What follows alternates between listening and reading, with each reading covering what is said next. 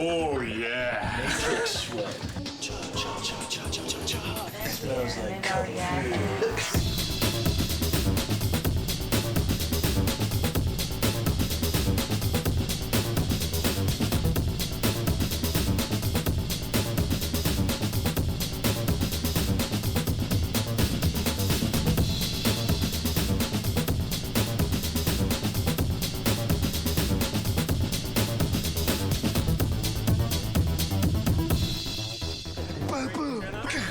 Safeties.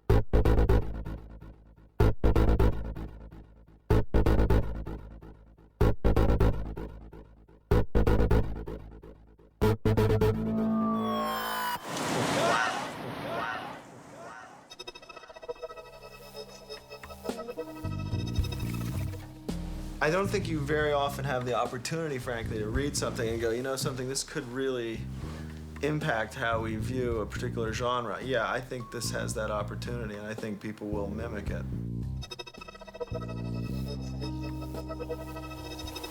Here they come, ladies and gentlemen, from Chicago, Illinois, the Wachowski brothers!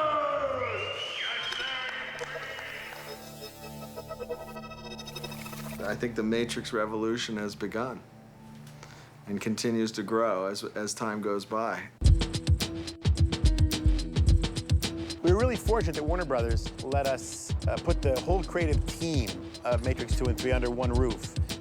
Andy and Larry are in casting, and everybody else is running around like crazy, trying to get it together. It's still early on.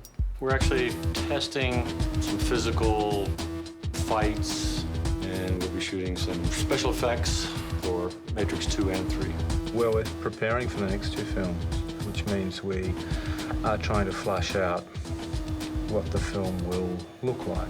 We're trying to organise head castings for the actors so we can design glasses and helmets and head things for them. We've got concept artists working on the movie. It's about 5 times as big and 10 times as difficult to put to paper.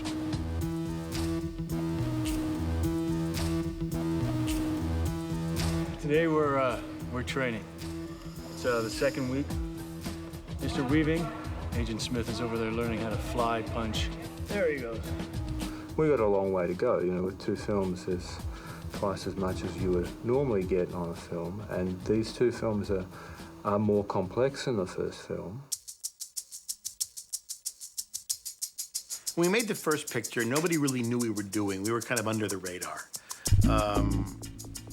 The only people that really had a sense of the movie were Larry and Andy Wachowski. But I don't know how those guys stuck it out as long as they did, because it was going to be made, it wasn't going to be made. The first Matrix, we were in Burbank in a kind of, I don't even know what it was, the empty warehouse. And we didn't have anything there. We didn't have a coffee maker there. Or we certainly didn't have trailers or anywhere that we could actually sit and change. There was like one bathroom. And there was a tiny little office with a couple of people running around, and it seemed very dinky compared to this. You know? Sort of like the difference between working at NASA and working in like a cave. Well, I remember, it was like a big accomplishment to get a drawing board. Just to get them to write a check at that time early on for a drafting table was a commitment that they weren't willing to make. And now we have this, really wonderful facility. It's really a dream come true. This time around, we go in with, to some extent, a cult fan following, which is the greatest type of, encouragement that you could have. There's a lot less anxiety about whether or not we will be able to execute a lot of the choreography. We've been through it, so we're not, you know, sort of flying in the dark like we were the last time. We know how hard it's going to be, so it's,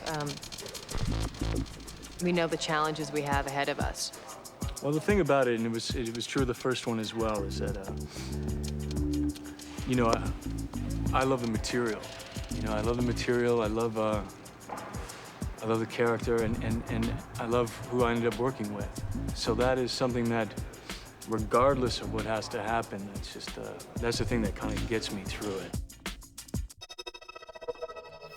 A friend of ours asked us to come up with a concept for a comic book. We didn't have any concepts. Started thinking about something. Came up with the whole shebang. Every idea we've ever had in our entire lives is in this one film. And it's like a band's first album, the director's first film. They've thought about it for a long time. They really put their heart and soul in it. When I first read The Matrix, there was a great deal about the I don't know, the Eastern influence, the comic book influence that had been meshed into kind of Western philosophy. There's a synthesis from the literature, from the exposure that they've had in cinema, from their lives, from what they're interested in, from what they find funny, from what they find cool. We liked kung fu movies. We liked Japanimation. We liked, you know, John Woo K. movies. Dick and books that are, you know, science fiction that is about the sort of nature of reality. They really have a grasp of philosophy, of all types of philosophy, of Eastern philosophy, of you know, European philosophy. Larry and Andrew said, okay, we'd like you to play Thomas Anderson, Neo. I had to read Baudrillard. I had to read Out of Control, which was about systems, evolution, robots. And then there was another book which was Evolutionary Psychology. Those were 3 books that they wanted me to read before I even opened up the script.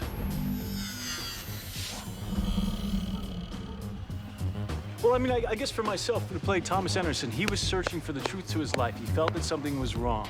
He felt like he was not having real contact. He was searching for something. He was searching. He felt that there was something behind the veil.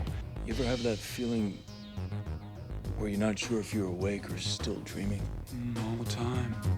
And he was looking, so he was looking for Morpheus to try to break that veil. And I guess that is something that Baudrillard spoke about sometimes, but not in searching for something, but in what got in the way. Baudrillard's ideas of simulacra, simulation, is an important point within the film, and that what we see in the film as a real object is in fact often a simulation. He does one chapter, I believe, on like religious icons, where the icon starts to represent God and it loses its power of a true connection to God, because then you're with the icon and then you have a simulation of an icon until it becomes on the dashboard of your car. You know, a decay of meaning. You look at a place like Las Vegas where they're building Paris, the casino. The power of the simulacra is like, you know, it's very relevant, very modern, important issue that youngsters like us are noodling about. I read the Matrix script and really flipped out for it. Thought it was fantastic. Thought that as a script, the first 40 or 50 pages were the best 40 or 50 pages I'd ever read. And then I got very confused. We went into the first Warner Brothers story meeting and they said, okay, now we know we've bought something cool. We don't know what it is. Could you just take us through it once? When I first read that script, I went, wow, am I in the Matrix or am I in the real world? Kind of, how do I get my head around all this? I have to say I didn't understand the script. I mean, I understood the script well enough to say I liked it, but every time I reread it and every time we got closer, I understood more and more and more and more.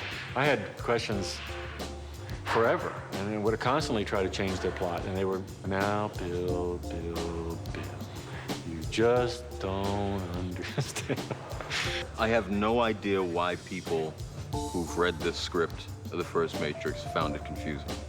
I don't get that at all. Upon reading the script and seeing the conceptuals, you know, at the same time, You know, the immediate reaction is, there's no chance in hell this movie will be made. There's a whole slew of these scenes I see being chopped out or left on the floor. There's just too unlike a large studio to take a chance on something that seems very alternative.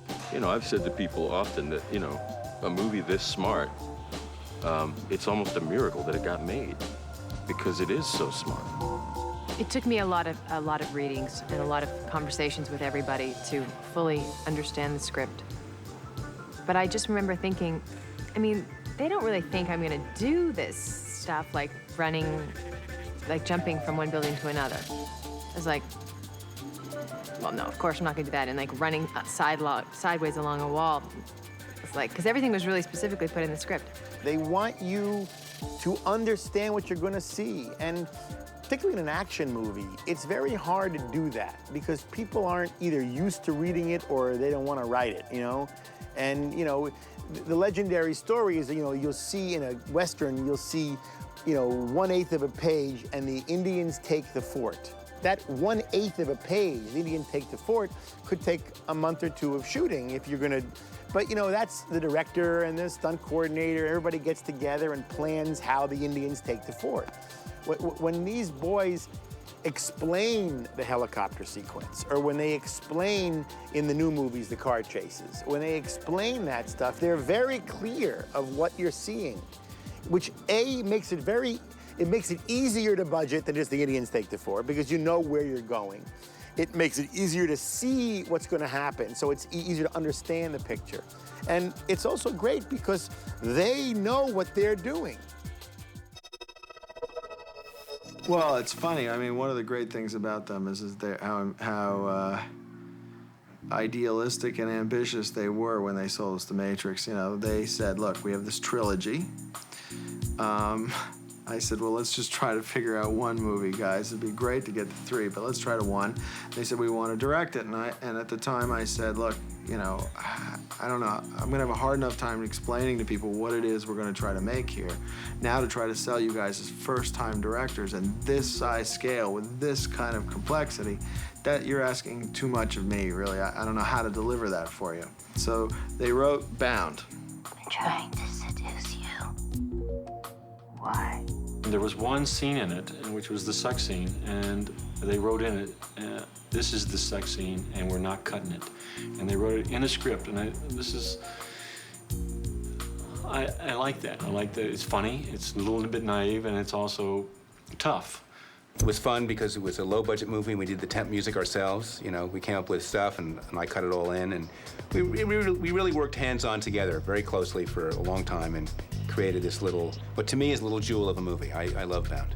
I remember when I showed Terry Semel Bound, he was so impressed with it because they had just made a picture here called Diabolique that was not that effective. And I remember Terry said, God damn it. I said, this thing probably cost a fraction. He was talking about Bound, a fraction of our picture, and it's so much more interesting and exciting, and God, those guys are good. So that was the desired response. At the end of Bound, when we were totally exhausted, and I think it was our last day, they said, hey, Pope, you want to do a $100 million movie next?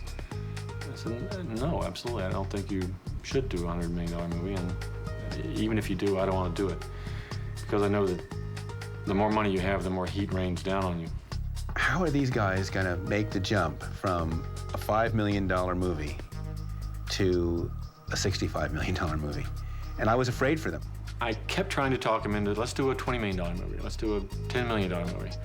Let's work our way up. And they didn't listen to me, thank God. I remember thinking, well, that's a lot of money. Well, they went from Bound to this big movie, and I know Bound was so great, but you know, a lot of times it doesn't happen. Studios aren't that trusting with people. And after spending an hour with them, going through the storyboards, I totally understood why someone would trust them. So few people understood the original script that they decided to storyboard the whole thing so they could explain it. Nobody really understood, you know, the level of the action or the level of detail that we wanted in the action sequences and the conceptuals. So what they really wanted to sort of jazz them about was, you know, the action sequences, which were You know, like I said, very Hong Kong and comic book influenced. You know, comics are graphic type storytelling when you can freeze a moment and make an image that sort of sustains and, you know, has a kind of power. You can't really do that in film either. We tried to do that.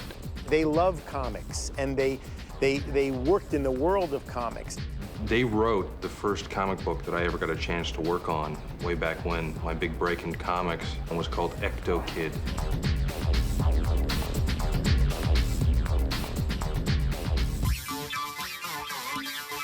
And I remember going and watching them do storyboards early on, and they would act it out. And they and the storyboard artists would look, you know, this is the frame, and you could see they're drawing from life then. They're not drawing things that can't appear. They're there for every shot. I don't ever just get a script, sit in a room, and come up with a bunch of stuff and say, hey, what do you think of this? They, you know, they go over every shot that they want. What Larry and Andrew are doing sometimes is examining. They'll take an idea and they'll see different sides of it, flip it around. Just look like, and that's even what their camera does. Here's an event. What does it look like over here? What does it look like from over here? Well, this is neat. This is interesting. The immediate result of their comic background is that their storyboards were far more dramatic, and the moments that they select to actually draw, the snapshot in time, is often right on the head, the most maddening, the most, you know, emotionally evocative. The whole notion of storyboards and what the Wachowskis do are just, there's no compatibility to that. These are paintings. They are, you know, they're master drawings. Jeff Darrow came aboard and did a lot of conceptual work. I only knew 2 comics of Jeff's before. One of them, a legendary comic, Hardboiled, of course, and then Big Boy, which was not so famous, but Hardboiled among comics people is pretty well known. I had Hardboiled on my shelf like millions of other people, and all I could assume was that the man behind that was the most demented individual on the planet. You know, I was expecting some guy, you know, with,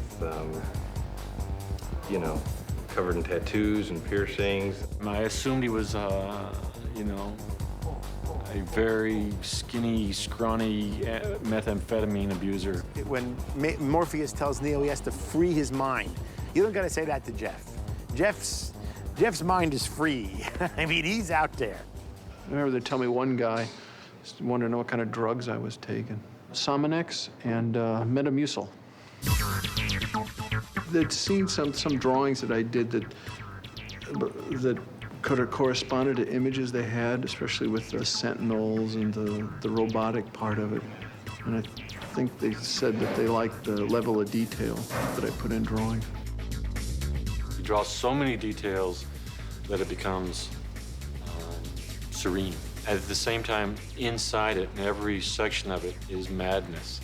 In many ways, Jeff is wired to Larry and Andy's brain. I mean, they're all wired on the same circuit. And during the entire period, you know, they were always, oh, I hope we can get this in there. I hope we have the budget for this, and I hope this looks the same. And at that point, I had no real experience in storyboards, and I had no idea how closely that they were going to get followed. I was amazed that they got everything as exact as they had wanted it. It's right out of their brains. What we had to do really with the film was to establish, I think visually, the difference between the Matrix and the real world. Our job was to differentiate the two worlds in as quiet a way and as pervasive a way so that it took you someplace, but not in an in-your-face manner. In the Matrix, everything was slightly decayed. Everything was slightly monolithic and grid-like, like a machine would make it. And you notice in things like the interrogation room or the government office, there are grids on the walls, there's grids on the floor, there's even grids in the ceiling. And so we're hoping that that will convey a feeling of artificial control, if you like. Owen and I collaborated a lot on the strength of the tones of green in The Matrix. Also talked with Bill about you know, when the light hits a certain fabric or a certain leather, or how I could make it pick up green, or how I could make it pick up different colors. In the neb, we wanted it to be much more about the human beings, and so we used, you know, longer lenses and sort of let the backgrounds get all sort of soft and have the humans stand out more. Their clothing is a little more humane and cloth-like, and their makeup is more natural, and their hair is more natural. They're less styled. It was a very hand-hewn world as opposed to the Matrix. Also, they're a mercenary group of people, so they have more on their minds than fashion, you know. The Matrix would always have like a green bias to it, whereas in the real world, we went for a blue bias, and we avoided green, except for Tank's console on the Nebuchadnezzar, which has got green code in it, which is, of course, the Matrix. So all of those things, which might not seem a great deal to anyone else, for anyone who's actually trying to work out the nuts and bolts of the film, they're kind of like revelations, if you like, you know. I guess my job is to try and create the environments for Larry and Andy and the actors to sort of work within. What he did, what you know, Australia, the whole art department pulled off, it's most people won't believe it, I don't think. The largeness, the hugeness, the sort of complex set after complex set after complex set, and he like built them all. They're all beautiful. They're all totally realistic. I think his design was so spectacular that he even surprised Larry and Andy, and he kind of went further than they had imagined. That's a real credit to him. We've sort of fallen back a great deal onto, and utilised, as Larry and Andy wanted us to do, a lot of Jeff Darrow's drawings, which were the original conceptual thing. The case of turning a lot of Jeff's fantastic ideas into reality have meant some adaptations to, because we deal with gravity and not just a piece of paper, but essentially we're trying to sort of evoke that sort of world that he's developed, which is kind of cool. Well, Owen sets, you know, also being derivative of Jeff Darrow's demented imagination, were fascinating to look at. Most of them I wanted to turn into a nightclub after the film was done. I think sometimes building sets is like the Matrix itself. On one side is plywood, and then you walk through a doorway, and there's another world. Just being the Matrix, I mean, there's a kind of like simulation to every object. That's kind of the illusion of the Matrix in itself, you know. Simulacra, simulation was very much the case. Basically, my job is to take the script and show people who the characters are by what they wear and why they would wear them in the environment in which they're placed. Should we go to Lawrence next? Yeah. We've got two different kind of looks. The directors come to the second fitting, and then we iron out things like, can you do kung fu? Can you hang from the ceiling upside down so we don't see up your dress? You know, we work out all the practical considerations, and I might use 3 different types of fabric for the same costume. So one might look the same but be stretchy because I have to put it over harnesses or body armor or, you know, bullet hits or whatever.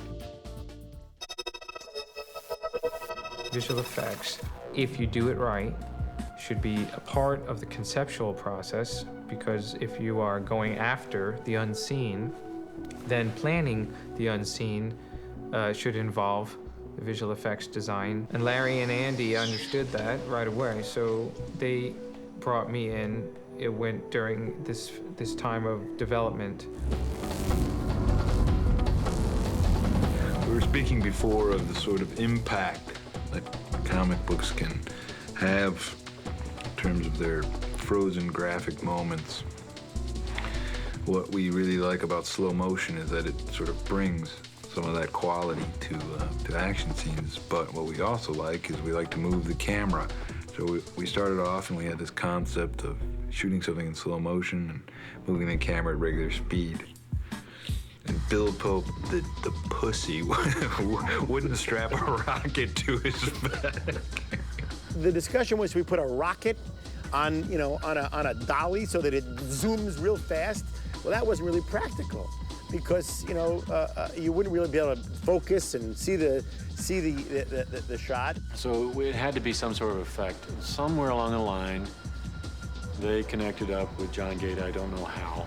When we started preparing the first movie and started looking for a visual effects crew that would work with us, and we went to all the, you know, usual suspects. We went to ILM, we went to Digital Domain, we went to all these entities that are you know, well thought of in the world of visual effects. Gated was not part of that group. I mean, he was outside that world. You know, they showed their boards a few places. Each time that they had done that, they tended to have a similar reaction. Faces turned white, or some proposal for physical camera invention that would effectively end up with the camera exploding because it would have to move too fast. It would be, you know, connected to a rocket sled or something like that in order to achieve their shots. John's idea was to replace it with hundreds of still cameras, so that's really what a moving image is 100 still images. He can make it look like a motion picture image rather than a still image. Bullet time is basically like mind over matrix moment, or a moment where we can see, you know, time in, you know, the speed of light or the speed of sound. I remember the first test I saw was an exploding trash can, and he froze the flames and the explosion in midair and moved the camera all the way around it. Yeah, bullet time was really the technical hurdle, but the conceptual, you know, nut to crack was the portrayal of the real world, which was, oddly enough, the most bizarre part of the movie, which turned out to be the place where, you know, horrendous, hideous biomechanical beasties lived and ruled and enslaved mankind and all of those things. I tried drawing the Sentinels and I didn't get what they wanted. And they called in a couple other guys and they had them do it and they couldn't get it. And I talked to them a little bit again. I said, let me have one more shot at it. And I drew it really, for me, reasonably fast. I drew it in one morning because they were going to Warner's. And they said, I got it. And that was the basis for what the Sentinels turned out to be. So I was real happy because I think they're like the villains in the movie, and it's nice to have had a piece of that.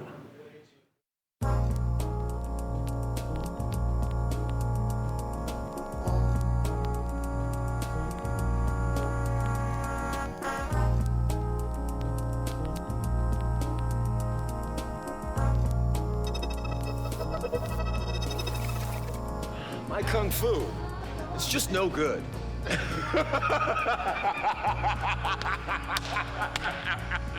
We're hoping to shoot the kung fu the way that Hong Kong guys do, which is have the real actors exchange 4, 5, 6 punches, to choreograph the fight like a dance, let it sort of happen in front of people instead of just creating it in the editing process. And that required all of the actors, all the 4 major actors anyway, to undergo some massively intense study with what we think one of the best Hong Kong choreographers, Yuen Wu Ping.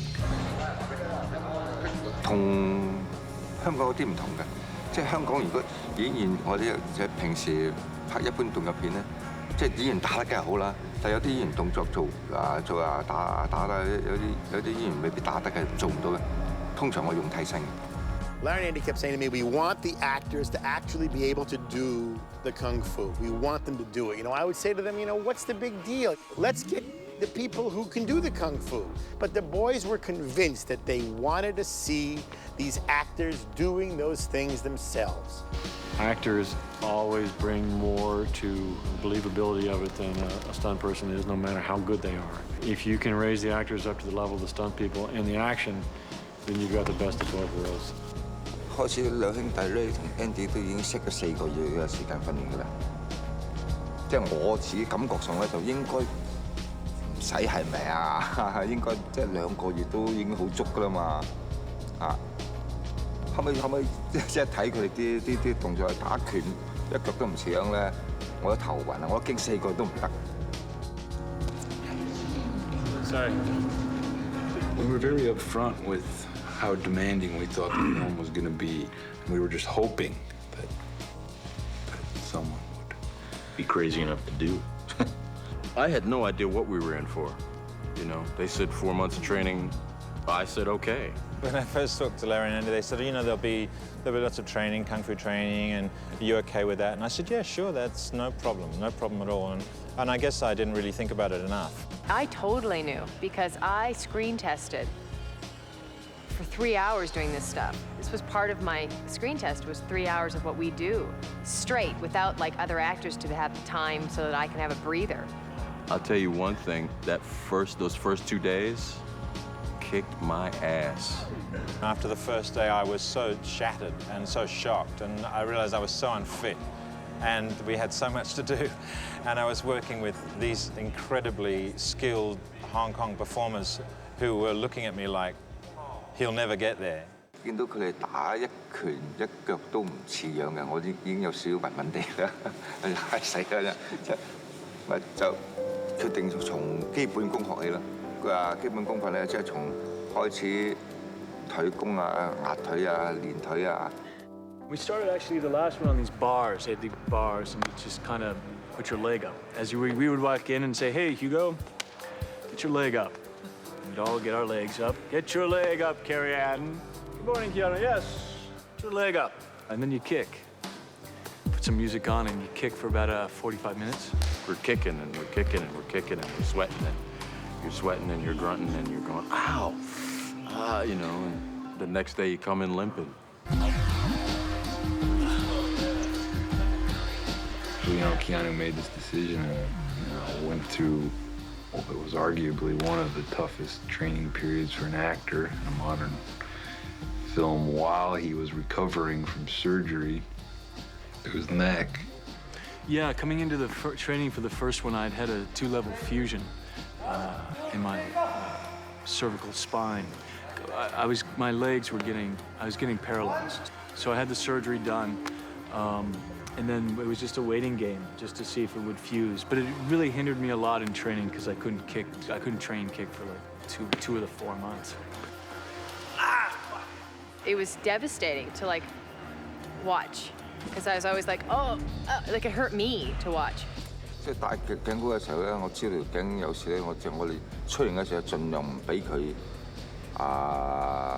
做嗰啲大動作啊，出型嗰拳腳，即係盡量叫係。 壓腿開一字馬同埋集馬出拳啊，即係練嗰啲基本嘅嘢，即係唔俾佢太大動作喐嗰啲先。Wu Ping, the fight choreographer, was very nervous. And if you notice in the film, I don't kick that much. I do a couple of wired kicks, but I don't kick that much because I couldn't. The Chinese have this saying, you know, you pick a job you love, you never work a day in your life. We're all. I mean, we're playing out there together, you know.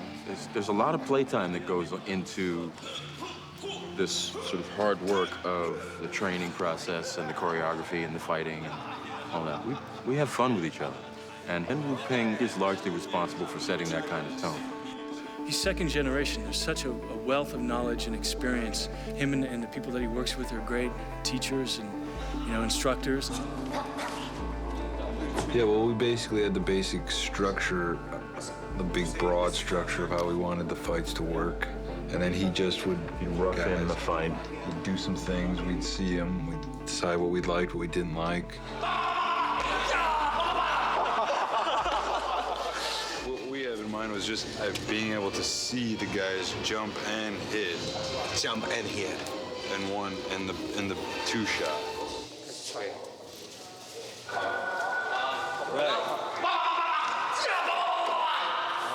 How do they hit? I mean, is this just a takeoff? 他们最后撞成怎么撞？ Is this?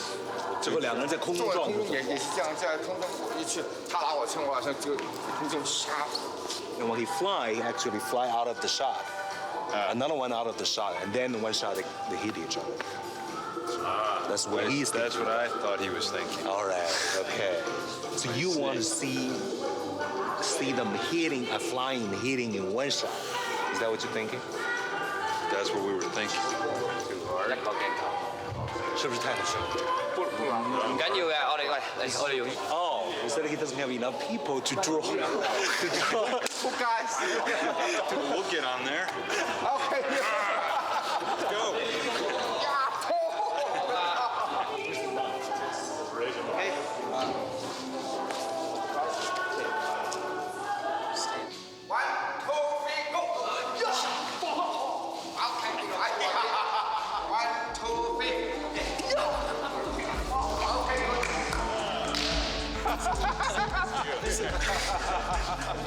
Both Wu Ping and the Wachowskis are working on the shots. It's all videotaped. It's all worked out where the camera goes.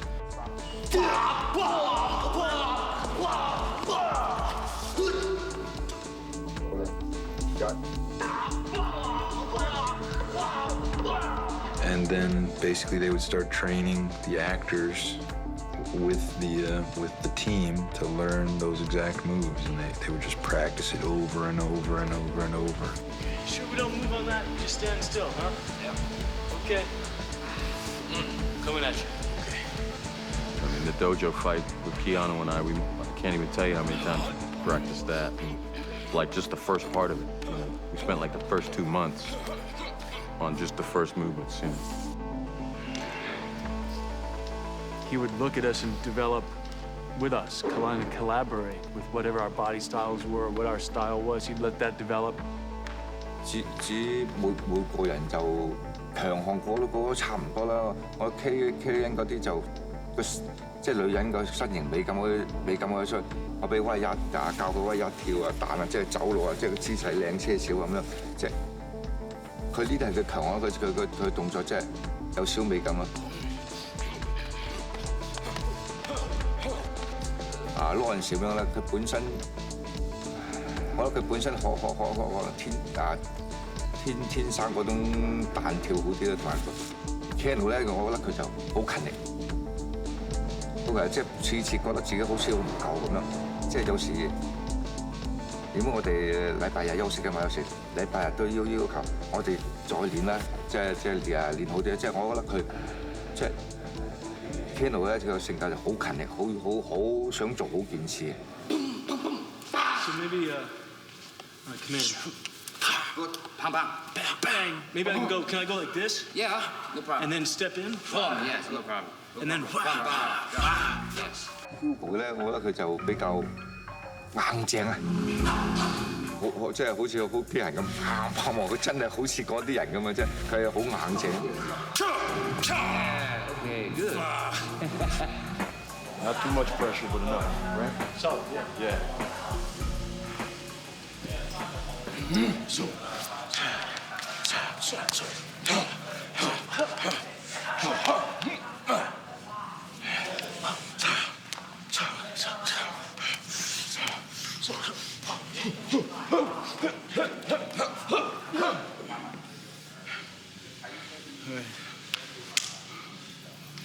That's clean. The American training. Oh, good. It seems ready to go to Australia. Well, yeah, I think we were ready. I mean, I know I was ready. Let's go. Let's go. What do you think?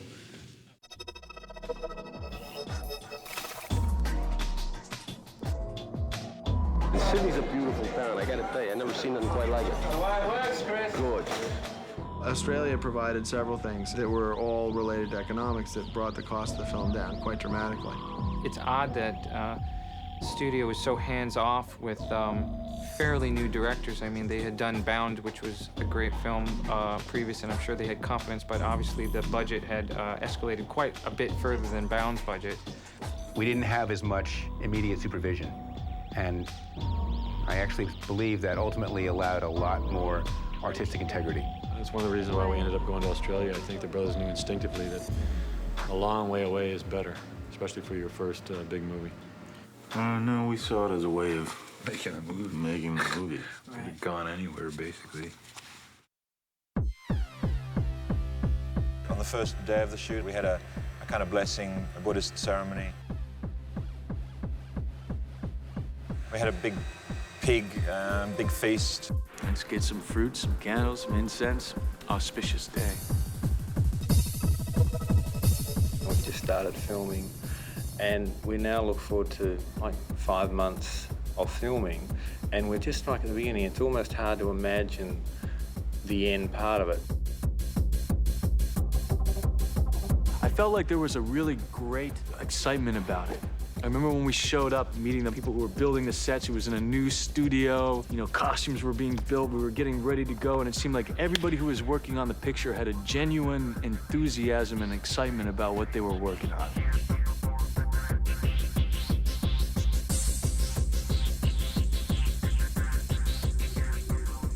I was feeling really good, and then I got the news that my neck didn't fuse. And so we had trained. What we try to do is train for the train and then fight, and then do the other, you know, and then train, have a chunk of time to train and fight. And so I was ready to go, and then they said, you can't fight. And I was like, yeah. We knew that his neck was injured, and the schedule was backloaded action-wise, so that in the beginning of the schedule, Keanu could do quieter scenes, and as he became more healthy, he could do the harder fighting scenes. Action!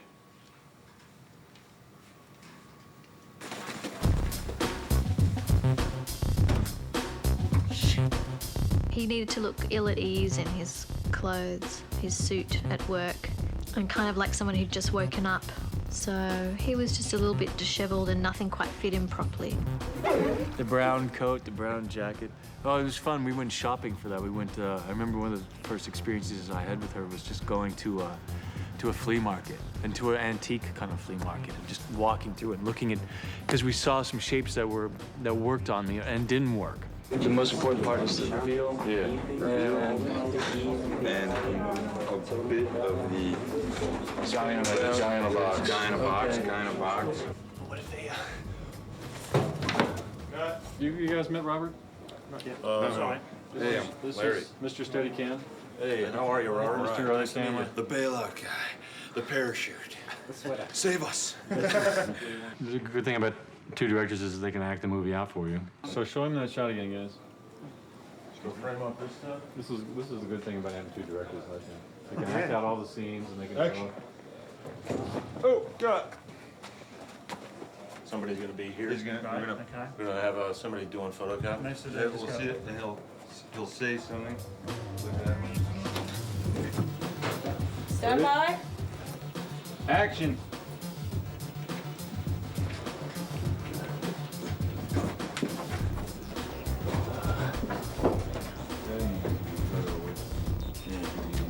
We figured a lot out, working with each other and how we're gonna make this picture. Cut. Perfect. Cut there.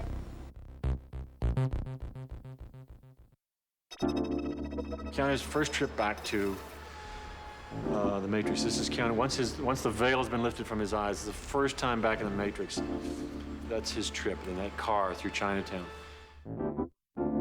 Then I go for the jump and free my mind. I mean, I've tried to free my mind and I go for the jump. I learn I can die.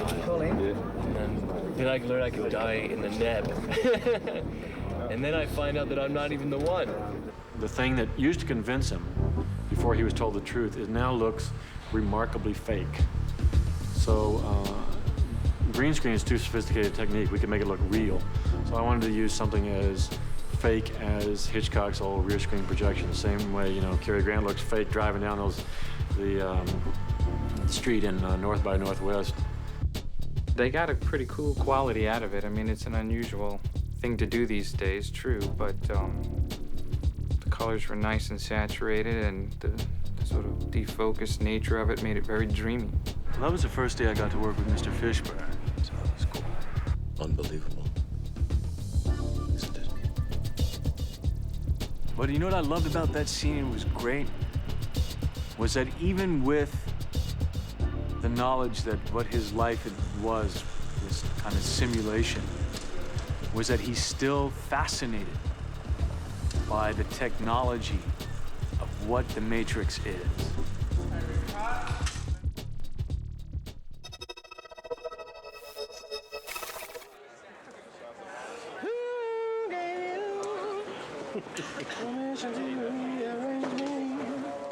Well, Lawrence is perfect for his part because he has like a regal kind of bearing. We dressed him very formally because he is a formal character. He's like the guide through the world. Oh, nice. G'day.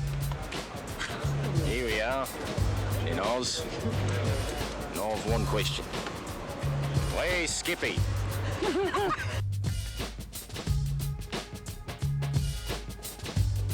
I had an idea when the sequence with the cat, where you see the cat twice, and they talk about deja vu. Deja vu. So we decided to include that in the scene near the fountain to continue that idea of the Matrix was glitching. So we cast a lot of twins and triplets as where we could and then costumed them identically. And I don't know if many people would notice it, but we thought it was a good idea. Okay. You want to put some twins in this? I've got twins over there. I mean, how many twins do you want in here? Could you pull up a couple nuns, like right to the second row? The Matrix is a system, Neo. One day, one day I will no longer just be a computer nerd. I will be a superhero. I can fly. Stop it! Stop! Oh!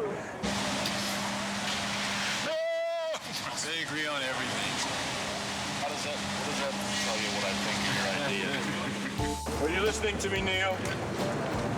Or were you watching the woman in red? Look again. It's hard to hold this damn gun. It's like holding a brick.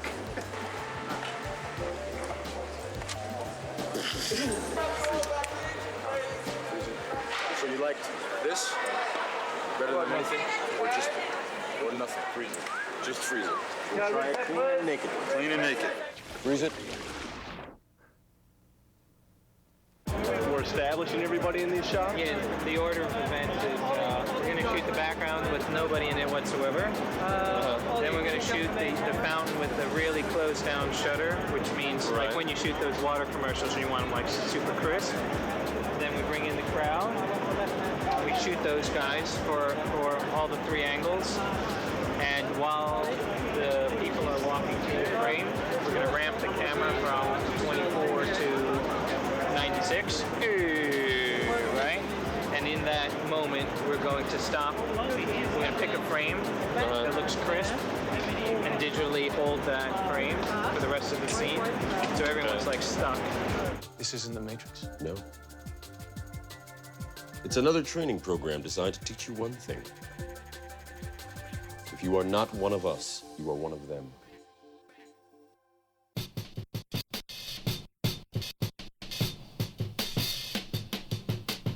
I like playing villains if they have a sense of humor. And I think that was the key thing with Smith, was that I always thought he was funny. He amused me, and so it was much easier for me to enjoy playing him. We wanted to subconsciously convey like the idea of a secret agent look, and that kind of 60s silhouette seemed to fit really well. You know, JFK undercover look seemed to be the right one. I was actually very excited when we got to do that scene because I felt for the first time I was actually acting. I was actually involved in something that was gonna extend me, I suppose. Door.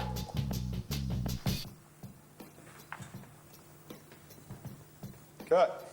But suddenly, after all these months and months of kind of preparing for something, I felt like I was actually involved in it. To work with Hugo Weaving like that was just, and to see what he was doing as Smith was so fantastic. As you can see, we've had our eye on you for some time now, Mr. Anderson. It seems that you've been living two lives. We tried to just go for a very neutral accent, but a more specific character. And the character kind of evolved that I wanted him to be not robotic, but not really human, and more like I kept thinking about a 50s newsreader or someone like that. It's Walter Cronkite. It sounds like, you know. That's what he said. And that's the way it is, you know? So great. One life, you're Thomas A. Anderson, program writer for a respectable software company. And also, the more I hung out with Larry and Andy, the more I think I picked up on their rhythms. Larry and Andy both have an incredibly deep voice, and I think that kind of Agent Smith started to kind of talk a little bit like that as well. One of these lives has a future. One of them does not. Somebody said he was imitating us at one point. We fired them. How about I give you the finger and you give me my phone call? To play what was going on, like I'm scared, but also kind of the some of the chutzpah that Thomas Anderson has. You know, fuck you, man, fuck you. I keep getting into this attitude when I do it. Like the guy just turns into this guy. Like, I feel like I'm like some '70s hippie guy.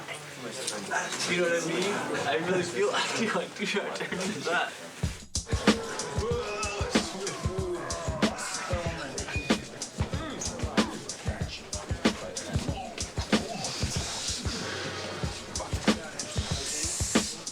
And then, of course, then to do the special effect and to have the mouth covered for 5 hours. Because I hadn't thought of how I would communicate that day, and all of a sudden I found myself kind of trying to find a pen. What? Some papers? Write faster, we're on the clock here. He's writing on it. Hit, resist, swing at agents. They're pretty mighty. Action!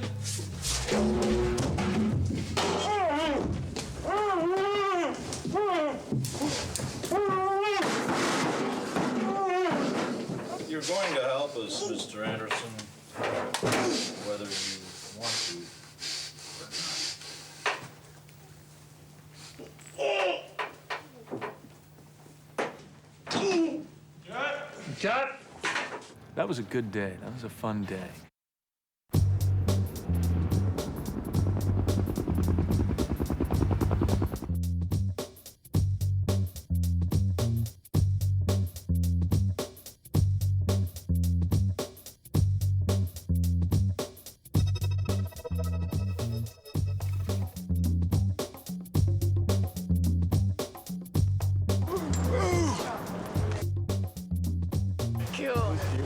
That was great. It's telling me not to worry so much, it's starting to worry me. What's the stop right now? What's going on? Okay, this is a Bill Pope light right here. The early days were terrible. It was physically debilitating to go up on top of all those rooftops. You had to get the gear up there. You had to bring the gear down. I was excited. It was, okay, here we are. How's this gonna happen? What are we gonna do? Can we do it? What's it gonna be like? I feel that it's gonna be good. Sometimes you gotta go with the flow. You know what flow is backwards? Ken 同埋阿 Keanu 都每人一兩個鏡頭、3個鏡頭打，即係我感覺出嚟就好似開始嚟講，我感覺 Ken 啲動作嘅仲係好生硬。I repeat, we are under attack. I remember the first thing I had to do in The Matrix was a fork kill. They were like, kick him in the head. I kick him in the head. I've been training for 4 months not to kick anyone in the head. Kick him in the head. Okay.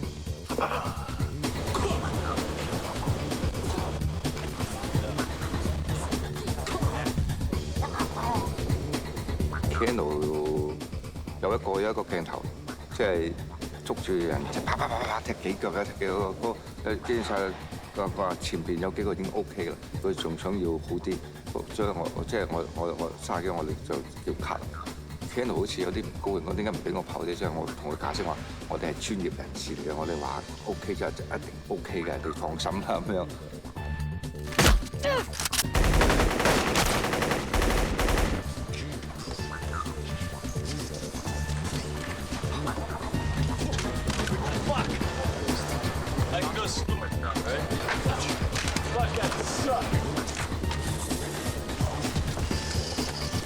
Action! Dive!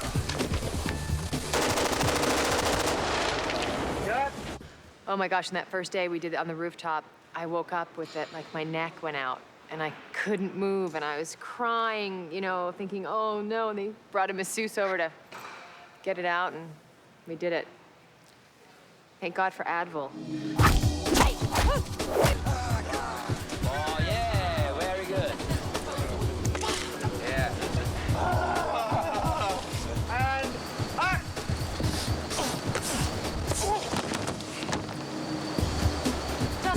Terrible. No style. Is it too tight with No, it's going to be good. As this guy's pitching back, right? He's got to reveal Trinity in the distance and Keanu close.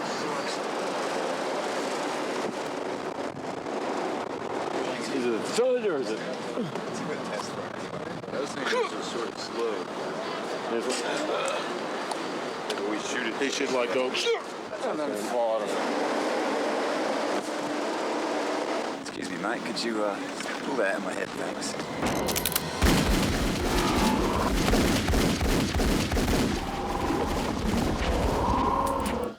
Trinity! Help! That sucked! There you go from the 150 to Trinity. Help. Oh, you want to be in on Yeah. Let him go down here. No, just let him down. Yeah. Cut! Was the second attempt? One was good. Yeah, it was okay. That was the best. Okay, so you got that one. Okay. Well, this isn't bullet time. This is bullet time action. That was the backup plan. We had not completed making the special rig that we knew we needed to do the real shot yet. We wanted to make sure that we could do that scene if the bullet time process didn't work. And we had all these rehearsals with stunt folks. You know, there was some rigidity about it, or there was something about it that just felt clunky, and we were really worried that Keanu would not be able to even go that far. We do one where he goes 2 and then try to start back the other way. And all of his performances were much more fluid. That there was this extra inertia, you know, emotional inertia that allowed him to stretch his body into that ultra limbo-like position. Yeah. This one's first? Gun? I mean the hip. Yes. Okay. Okay.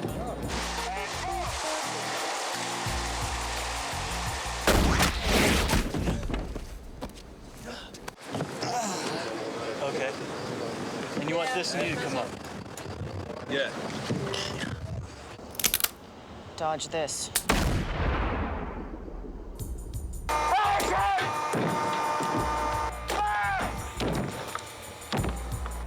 Okay, let's complete checks, please. Anybody shoot?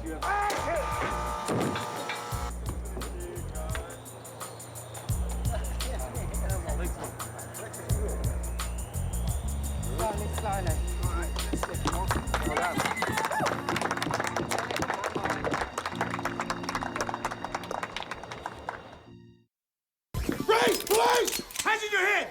Do it! Do it now!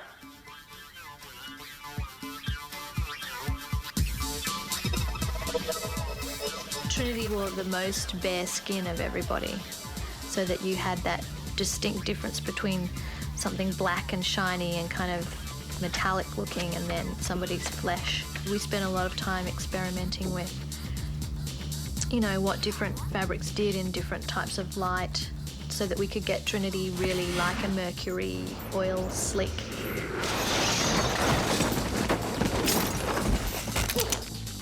即係好輕巧，即係個人好靈敏嘅，所以後邊有人箍佢咧，佢即係我自己一腳踢後邊，砰！即係俾一個嗰啲女人嗰啲個腿嗰啲人紋嚟嗰啲，砰！踢後邊咧砰咧，即係我會設計咗啲動作嚟啊嘛。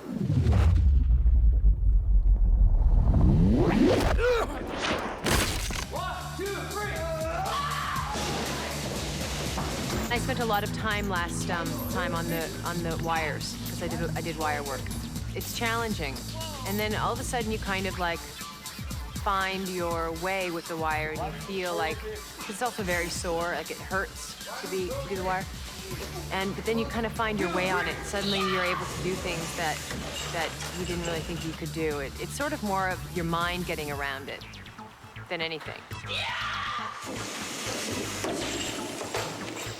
No one on the crew knew what we were doing. And when I'm running alongside a wall, and I really am running alongside a wall, you know, I remember the nurse being like, "Do you need Gatorade?" I think she's done too much. I'm like, "No, I want to do it again. I want to do it again." It's just so exciting.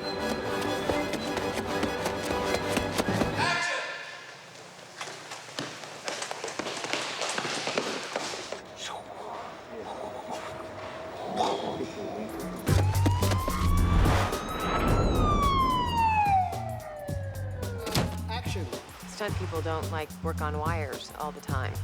You know, it's sort of a specialized thing. And so my stunt double, it just didn't feel right watching it. And so Larry and Andy were like, they turned around and looked at me and I said, "Okay." Try it. So a bit changed? Yep. And I got up and did it.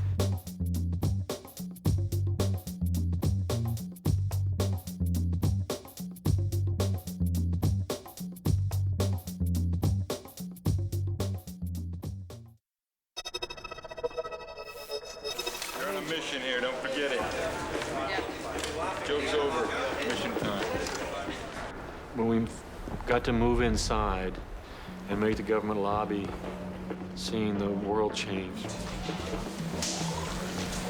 I give you a finger, and you give me that finder. Once we shot and cut the government lobby, the cloud lifted and the Matrix had a voice, and it became obvious that this was a movie unlike anything you'd ever seen before.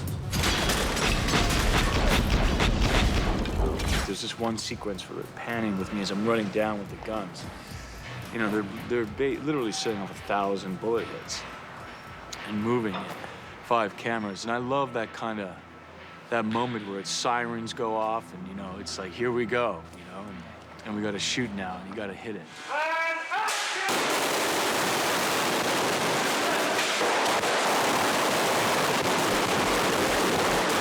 They said, we need a foyer for an office building.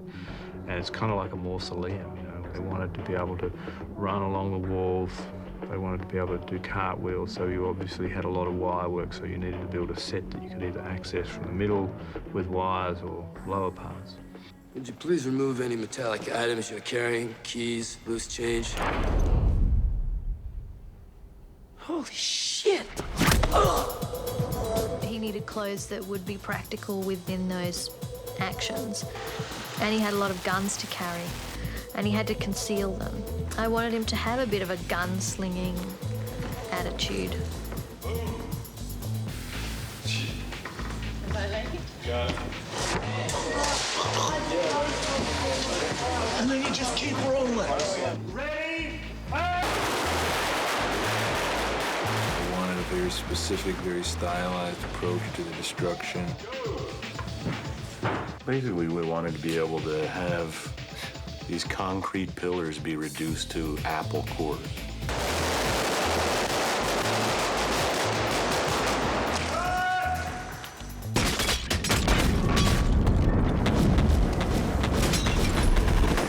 Okay, Trinity time. I understood something very important that day during the government lobby, and that was the pressure that I had on my shoulders and that Keanu had on his shoulders. And I had never felt that before. 我唯一我即係我有少少遺憾嘅就係飛人走場一關斗落嚟嗰個鏡頭。 1, 2, 3, lead. 個鏡頭原本想一個鏡頭落嘅，但係結果都要分鏡頭。 Because I'd learned like running along the wall, but the cartwheel part is really hard. And so I had never gotten it right. I just started to get it kind of right. And so I started rehearsing that morning and I started to get it right, you know? The stakes are higher, I guess. And then I hurt myself. I hurt my ankle. Ah! Oh no! Oh no! I remember thinking in the moment that I hurt my ankle that, oh my God, I'm down, but I can't be down. And then when I was told that it was just like one take, and I just was like, okay, no matter what, I'm gonna be able to do this. No matter what, I'm gonna do this. No matter what, I'm gonna do this. It was very heavy. Beautiful. Yeah. So I'm leaning forward, right? Yeah. Sideways. Okay, straight. Go. Yeah, right. Great. That's good. Okay. 佢哋緊張啊！練嗰陣時候都做到喎，都好喎。到然後拍到唔知咪緊張啦，成日都個力有啲錯咗咯，可能嗰個就分咗嘅，一走一翻再接就啊，即係變咗兩個鏡頭嗰個。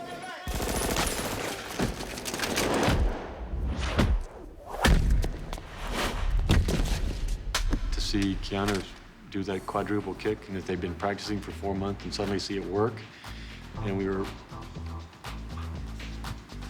was great, great moment. Yeah! Forget the handstand. Ancient history. Be here now. You gonna rehearse? You want to? Yeah. Well, I haven't kicked with the guns, and I haven't with the coat. Good idea. Let's check your frames. Let Reeves warm up. We would do it. It wouldn't be good enough. They would talk. Then they'd come over and say, well, it would be, could you get it like this? And then we try again. That's the way it should be. You try it, you look at it, you do it, you talk. You know when to leave it alone, know when to keep going.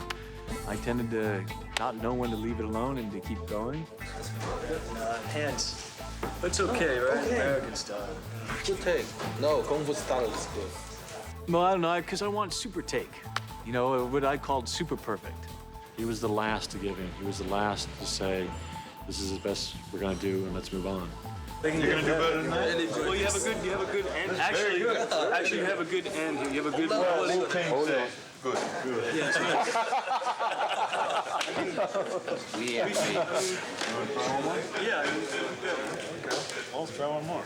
Okay. He wants to try one more? If you do one, you do two. Okay. You do one, you do two. Two more. He's a perfectionist, and he felt that there was something special about the whole experience, the whole picture, the whole everything, and he wanted to get it as right as possible.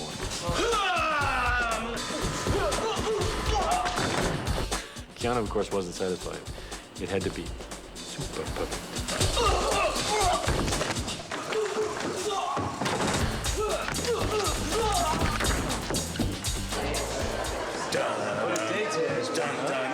Crazy day. Today's been event-filled. And action!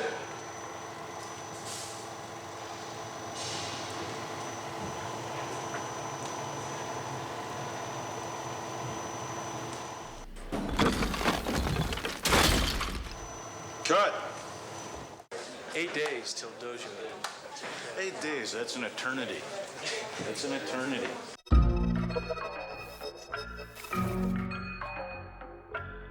The idea was a traditional Japanese style building, or at least that influence, set up for fighting.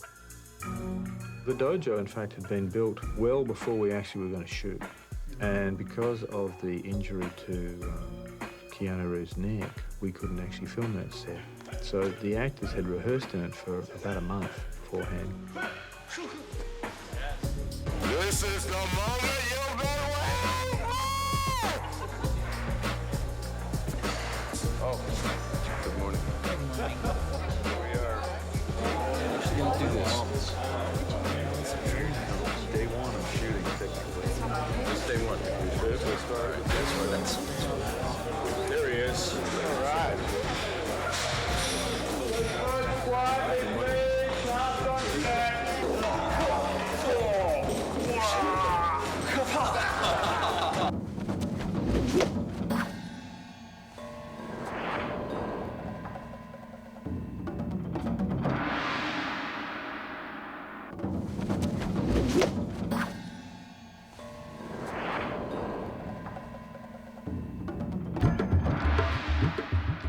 All those poses that you do in Kung Fu have meaning, and they are very specific. It is a dance, and Wu Ping is very exacting. And I think a lot of times that the brothers were looking to Wu Ping for his, seal of approval on whether or not we'd executed it the right way.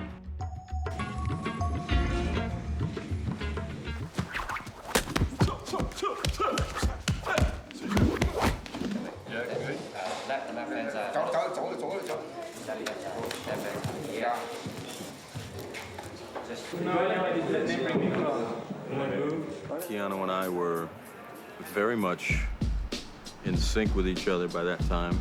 You know, we had been practicing these movements for like 8 months, but we hadn't really gone full out until I think we got there.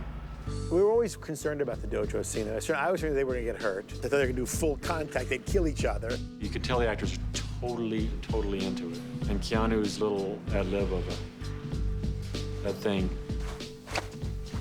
which is another one of those things that we didn't make up till the moment, the zoom on, the kung fu zoom on Keanu. Sort of the little magic things that happen.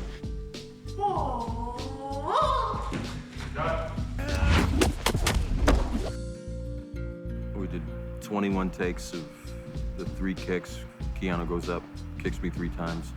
And that was partly because he hadn't been up in a wire a long time. There was no rehearsal time for him to go up. Should I try and jump up or just go straight? You go straight. You know, he wasn't prepared for that day.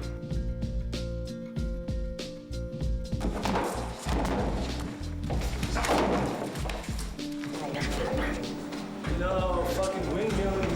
It's hard to see your friend be so hard on themselves. But that's just his, you kind of have to leave room for people to do what they do, And he's not always like that, but, there's times you just, your heart breaks because you just wish he wouldn't be so hard on himself. Yeah, all right. Speed. That was better kicking. I couldn't get the triple kick. I couldn't do it. I was in this harness and I was like mad and I'm screaming. I just can't fucking do this fucking kick now. Just let me we'll just shoot on fucking Monday, okay, man? Cut. Good kick, right? Bad hands. Yeah. I don't know what to tell you. Got there on Monday. I think it was 3 takes. Triple kick.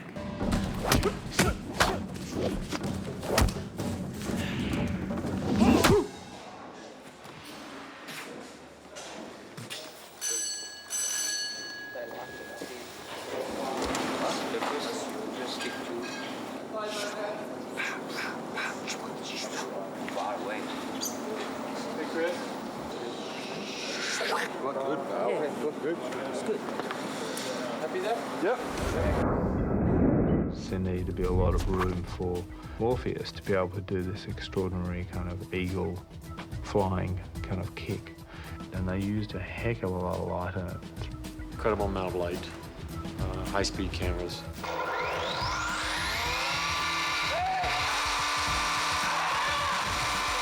There's this great moment Lawrence had in the dojo scene where he comes over to Keanu after he's sort of knocked him back.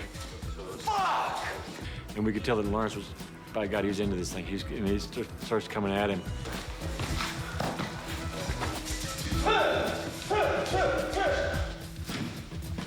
Cut!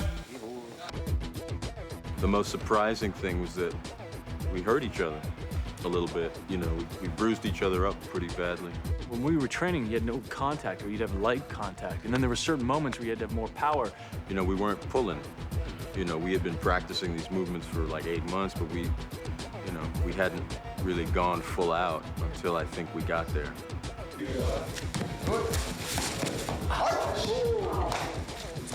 I was surprised by what happens when you smash forearms with somebody that hard, that often.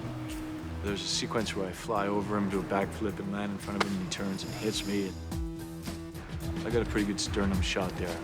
After the kung fu, the dojo scene, Lawrence and Keanu were both just covered in bruises and scrapes and burns from the Tommy mats and harness burns from the rope, from the wire work. Hey, what was it? I just want to flip over, and I want to keep my hands in, and I want to kick back, and I want to tuck. Okay. Yeah, his body is, he's leaving from the spot that I'm stepping to make the sweep. Yeah, exactly. And action. Cut.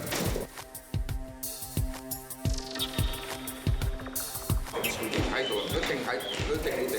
後尾再訓練嘅時候，我感覺到有少少問題，我再執佢，再改咗佢。師傅教徒弟訓練，即係打佢跑出去，啪啪練功，即係教功夫打到好傷嘅咁。我改咗啲少少，到面口停，即係唔會打落去㗎啦。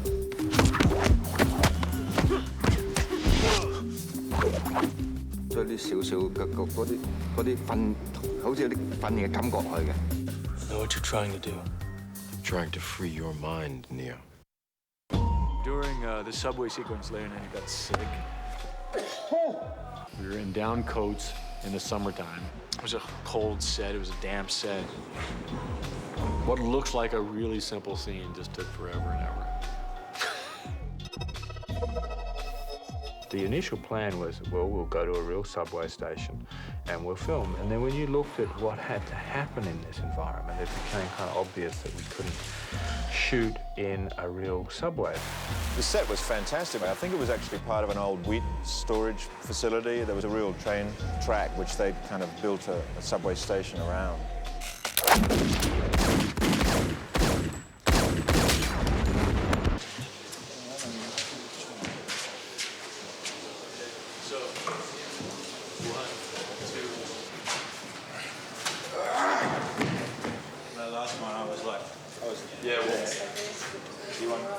Yeah. When you said lower, you wanted him to start lower. Yeah, lower.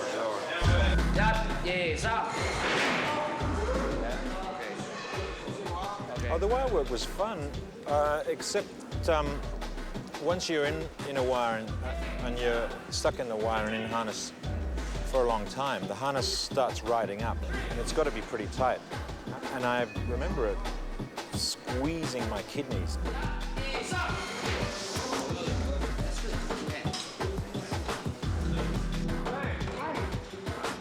If you do it right, they're fun. If you do them wrong, they hurt.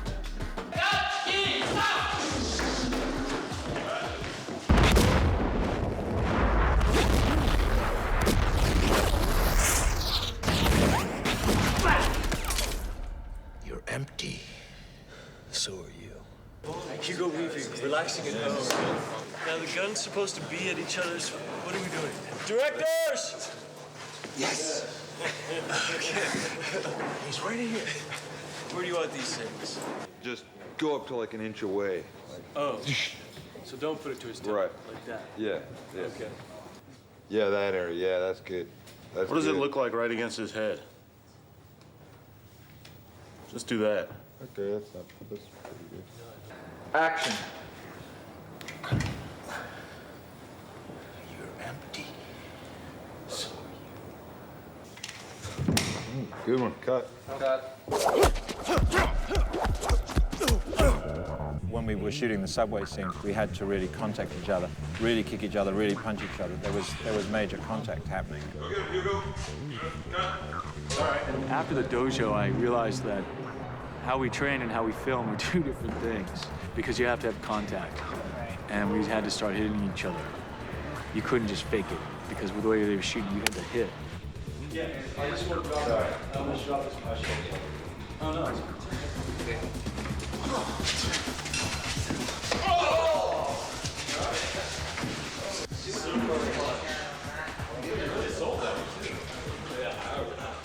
I found particularly taking the hits more difficult than delivering them. When you're taking hits, you feel like, well, between that hit and that hit, I want to actually get in another one. So I found that more difficult.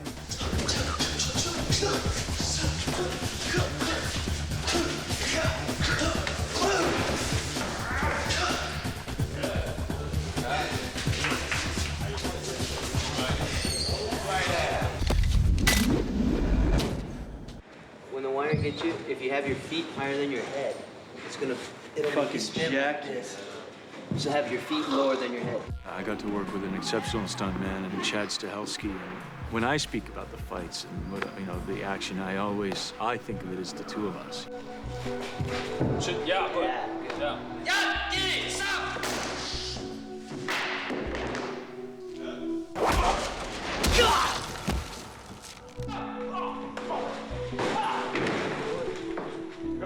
I think that Chad comes in for when there's situations where you don't put an actor. You don't put an actor slamming into a wall, upside down and drop 10 feet. Chad did the upside down hit, and then after that, he had to do the ceiling hit where the subway's coming, and Smith is on top of him. What happens when they came down, the other stunt man, I guess Chad was on the bottom, and landed on the one knee, and I think his knee broke, and his shoulder, tore ligaments in his knees, dislocated his shoulders, broke some ribs. 3, 2, 1, fight!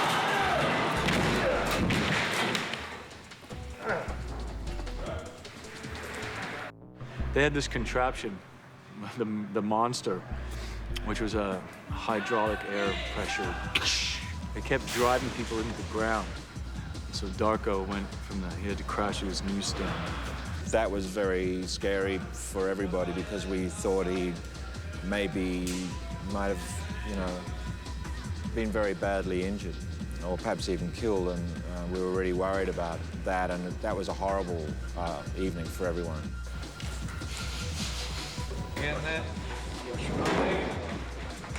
Fortunately, right toward the end, it was Larry's birthday, and his parents came, and sort of the fog lifted for a couple of days, and we managed to get out of there.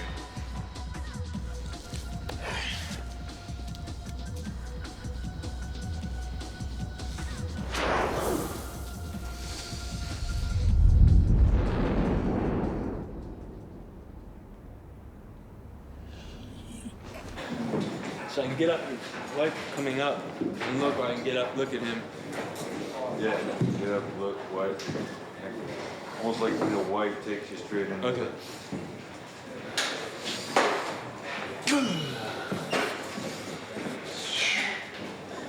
Yeah, come on. Who's not in the fucking standing in the aisles at that point?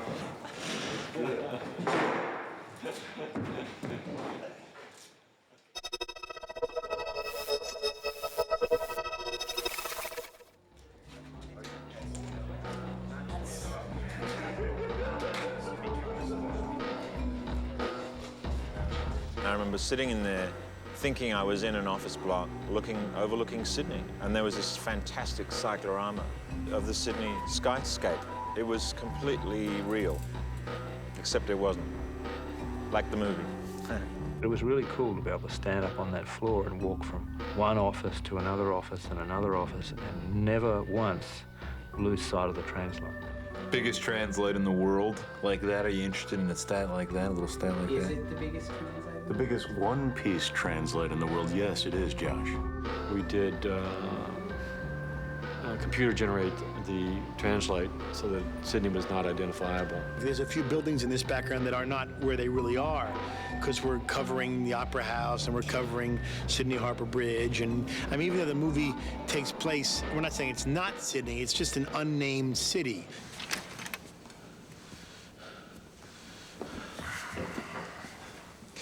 I'd like to share a revelation that I've had during my time here. Smith, prior to that, scene's totally in control, cold, doesn't show much emotion, if any. And during that scene, he starts to feel angry and feel frustrated because he can't get the information out of Morpheus. I hate this place, this zoo, this prison. He's starting to smell things, and he's starting to be like a real person, and he doesn't like it. He doesn't like feeling emotions, and he doesn't like being weak. I can taste your stink. And every time I do, I fear that I've somehow been infected by it. By all intents and purposes, he would be partly human, I suppose. Partly real.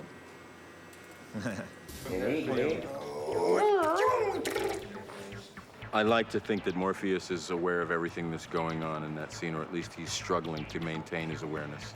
Oh, it's actually about trying to hold your mind. Hold my mind in a place where they can Yeah. So I basically shut my mind off.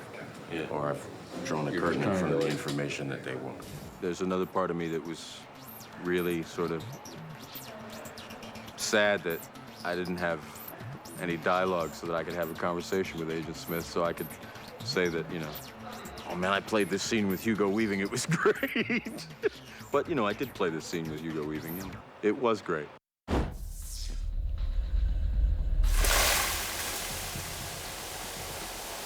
Find them and destroy them. And don't forget your line.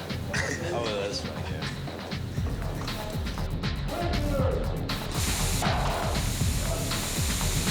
Find them and destroy them. When the sprinklers went off and it poured into the room and we were all drenched and soaked and things were floating around and it was a kind of dangerous live wet set. But it was fantastic fun. I enjoyed that week a lot. We had very difficult issues with the water. That was an early situation that the studio also was concerned. Do we need the water? Do we need the water? And the boys felt that the water was crucial. When the sprinklers came on in that set, the water that came out of the sprinklers all had to be hygienic, you know, because there were upwards of 100 people up on that roof at various times, breathing in the water that was coming through the system and breathing out it, obviously. It all had to be kind of sterilised before it was kind of pumped back in. It all had to be heated. There were many little elements that kind of went into it. And you forget about the helicopter coming down and shooting them. Oh, yeah.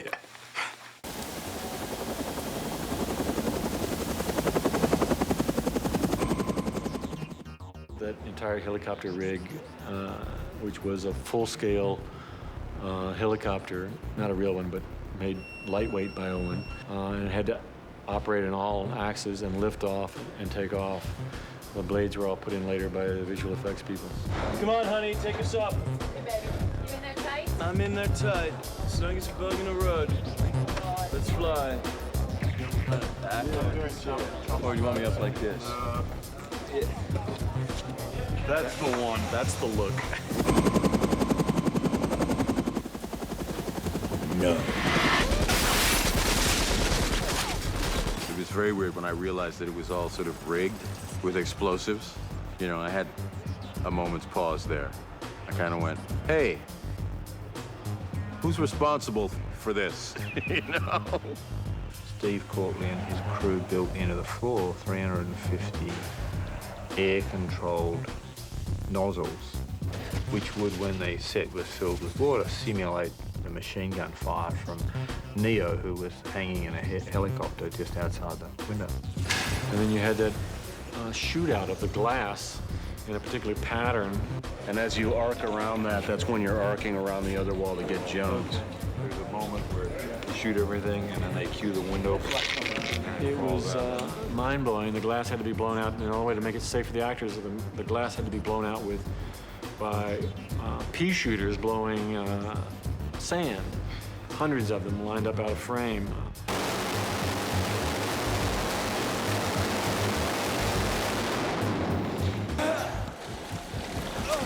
He's not gonna make it.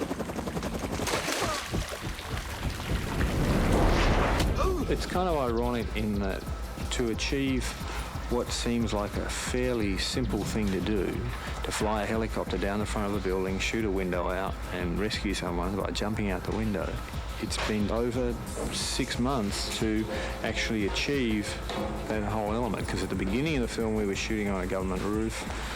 At this point we're nearly end of the film and we're still shooting that same sequence.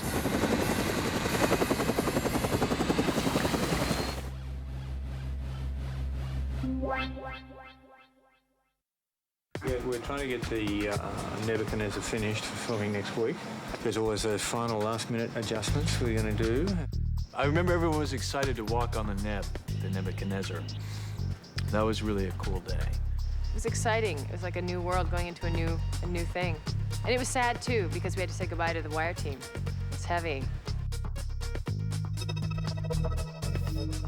In the Neb, it's crawling with sort of Jeff Darrow sort of technology, which almost has this organic quality. It's this sort of industrially gadgety jungle, cables and everything. You know, it's built long before the movie takes place, so it's an old ship. It's been around forever. It's just kind of been held together by the loving care of the crew. They just wanted to look old and put together and not, you know, not Star Trek-y where they're all components. They had to look like it was, they're constantly putting it back together and using pieces from this and that. And they really tried to bring the guts of the spaceship, if you like, out into the spaceship as opposed to burying it behind the sort of normal vac form sort of style thing that you might see in a lot of spaceships. Everything is considered. Even the wires in the neb, there was, you know, the blue and red wires, arteries and veins, you know, representative of this kind of, you know, living tissue in this steel ectoskeleton, you know.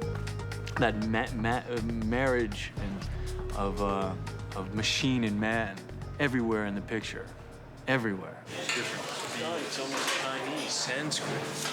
It's not even numbers, it's weird. We've almost become other characters. That's the story. Raindrops on a screen effect. Oh, yeah. There's a lot of work been gone into buying various old dentist chairs from the 1920s, which we have taken ideas from for making the ecto chairs. And take it right down to the ground, please. And I loved the chairs, and I loved, you know, the whole, the brutalness of that needle that goes in your head, you know, the crudeness of it. You wanted to know what the Matrix is, Neo? The masculine side of Morpheus is really evident in the Matrix, and his feminine side is evident in the Neb. Try to relax. I wanted him to feel like a den mother almost. I love you.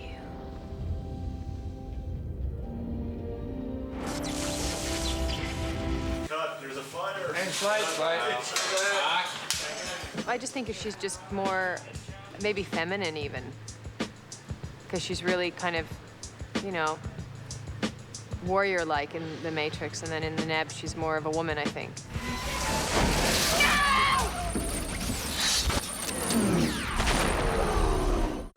Sentinel. This is what we're looking at. How? As soon as you see that thing go, Yeah. you would say now.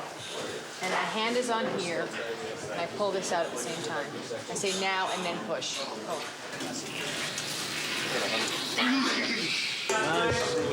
Open, right?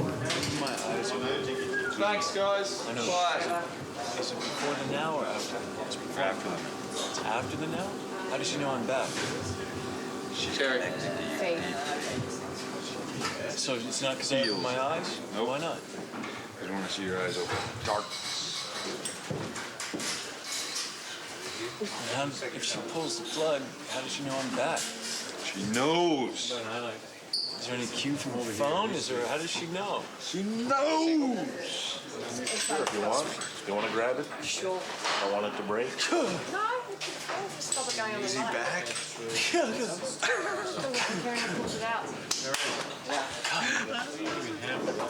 Yep, standing. Rehearsal and action. Bang, bang, bang. Bang. Action. Sentinel! No!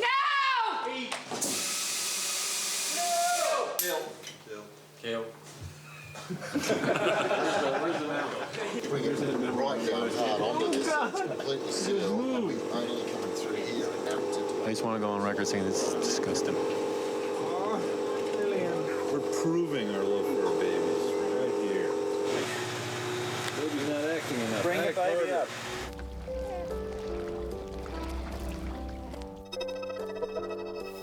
Originally, when they were talking about the power plant, and Jeff was in France drawing it, and Larry gets the first fax, it was a lot more scary than he'd imagined. They wanted to look like it was something that get away from that stainless steel, very clean, science fiction-y look, and to make it look, you know, kind of dirty and used and ugly.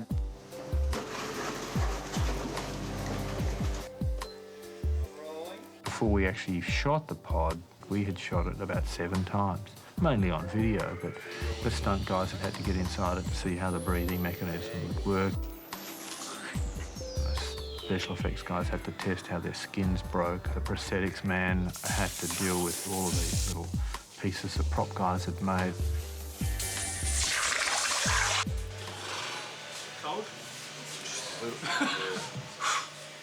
I feel bad for Darko, who was doing some of the testing. He had, originally when they put the goo in there, they didn't heat it. He had hypothermia in like 8 minutes.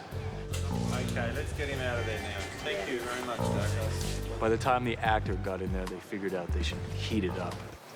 Give him another one and let him get on his arms.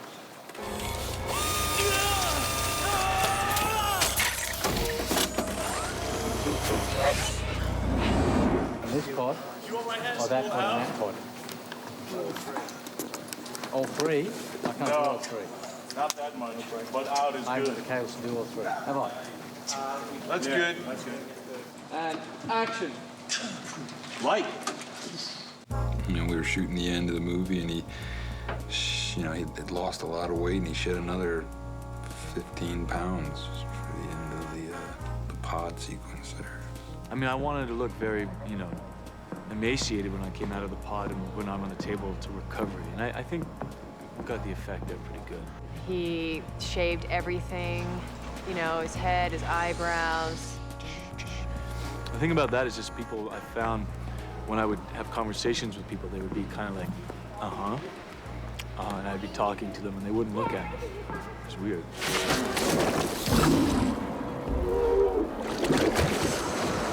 Now!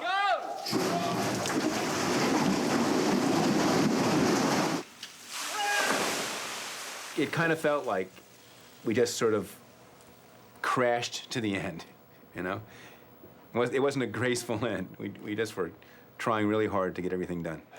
Thanks, folks. That completes principal photography on The Matrix.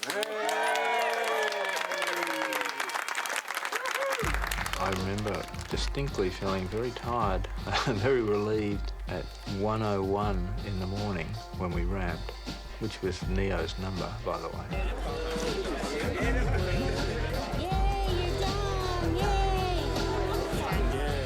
I remember walking from work, and they do the whole thing, and they say it's a picture wrap, and it's so intense. I mean, it was just crazy. And I was walking back to my trailer, and I remember saying to myself, I will never care this much again, because it's too painful. It took me months to get over it. People were like, let it go. Let go of the Matrix. I was like, I can't. Such an amazing experience. Well, we've been shooting for 25 weeks, 118 days. It's like, okay, when are we starting? Okay, and when are we supposed to finish? Okay, and I'm just committed for all of that, I've never really been able to break it down. I think that has to do with my experience on Apocalypse Now, which was the other never-ending film.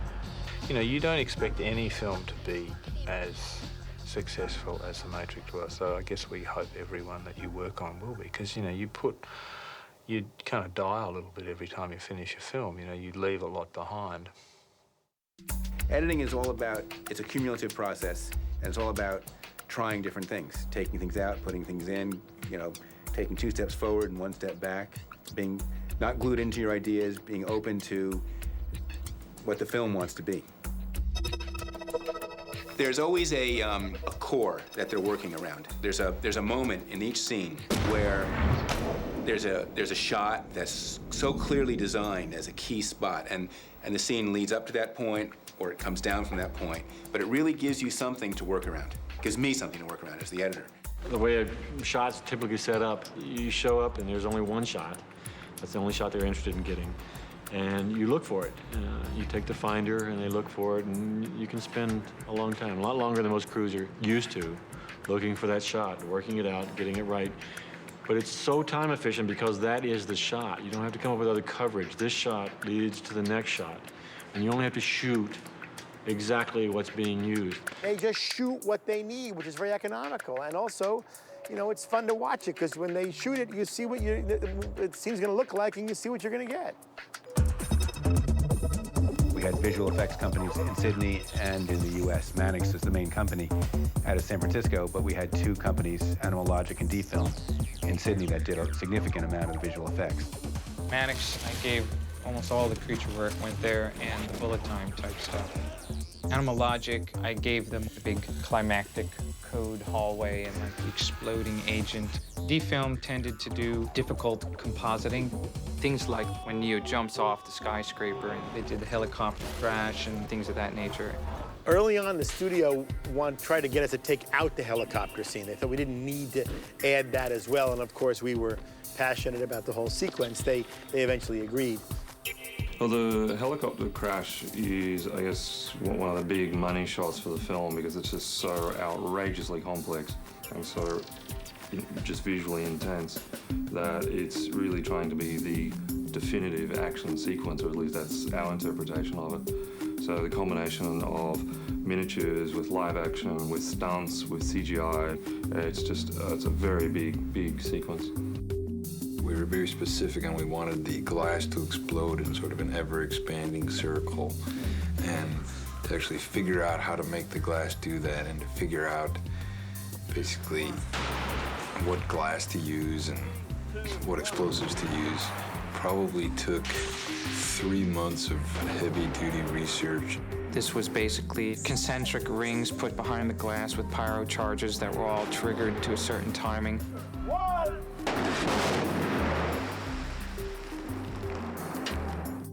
We built a 25-foot square glass wall to scale of these windows. We built a quarter-scale helicopter with its blades and was mounted to a large crane arm.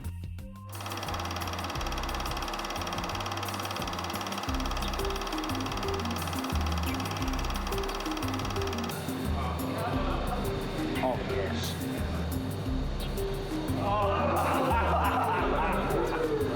Oh, there's bits there. Oh, yes.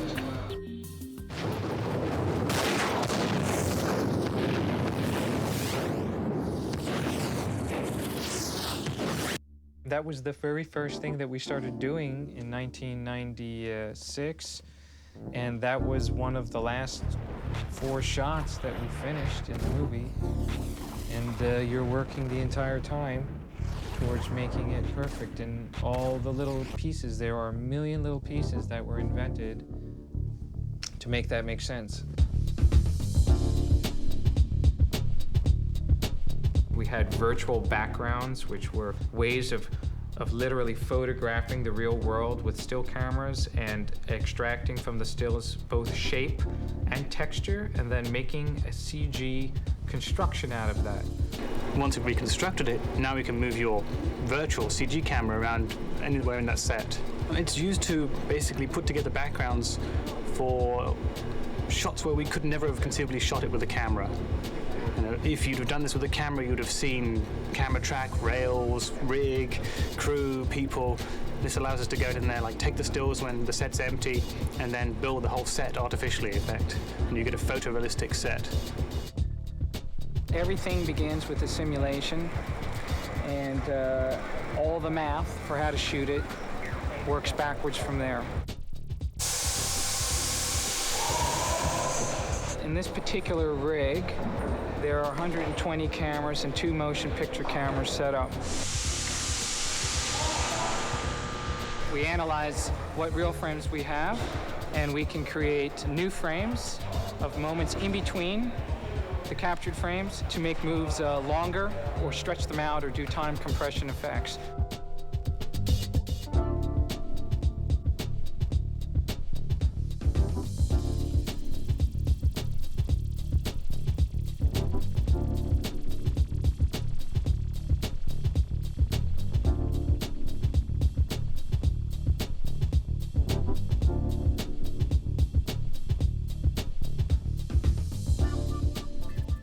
These are like tests trying to find the texture of the pod. The whole sort of like look of a lot of the computer graphic creatures and environments is based on undersea life.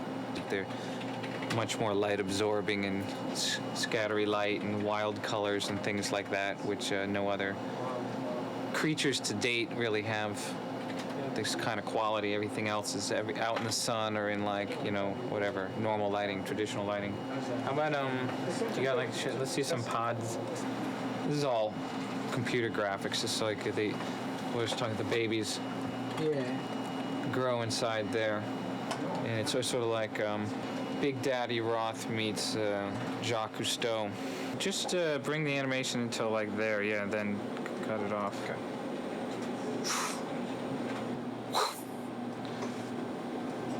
So you see, it's all fake. It's no real babies, totally harmless.